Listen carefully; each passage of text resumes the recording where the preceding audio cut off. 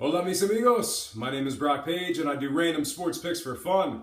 I went 2-1 in my picks for Friday night's NBA action, bringing my total win percentage to 59.9%. That said, let's keep it going and take a look at our next game. Boston's at Cleveland. The betting opened up with the Cavs as the 13.5 point favorites with the total at an even 218. Since the betting opened up, Cleveland's now minus 15.5 against the spread, with the total moving downward to 214.5. Currently, the Cavs are the heavy moneyline favorites at minus 2,500. And at the moment, 53% of the bettors still think Cleveland will get the job done.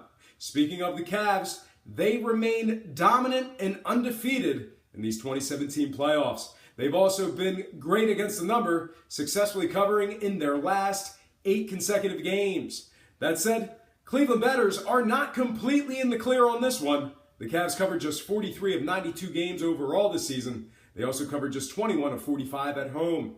Even worse, the Cavaliers are covering just 40% of their games at the current point spread. They're going up against a Boston team who covers a solid 64% of their games on the road. They're also a respectable 13-8 against the spread as the official road underdog. In addition to all that, the Celtics cover a solid 60% of their games versus teams over 500. Having said all that, let's slide into some total point breakdown. The final posted total for both games 1 and 2 at the tip-off were 218.5 respectively. Game 1 went a few points over the posted total, while Game 2 went just under. Overall, however, 2 out of both teams' last 3 games have gone over the line. Also, in the series' short 2-game span, those games are averaging a combined point total of, you guessed it, 218.5 points. The case can be made for either side, so let's stop pussyfooting around and throw some darts in my underwear with some misguided sports picks in my 2-bedroom apartment.